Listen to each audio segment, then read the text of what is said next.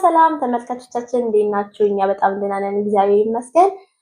ዛሬ ለተሰንበትን ከቤተሰቦቻችን ጋር ከዘመዶቻችን ጋር አቅራቢያችን ካሉት ሰዎች ጋር እናሳልፋለን እና አብራችሁን ሁኑ። አብራችሁ ሰብስክራይብ ያደረጋችሁ ቤተሰብ ሁኑ። በጣም እናመሰግናለን። ለተሰንበትን ከኛ ጋር ዋሉ። እናመሰግናለን።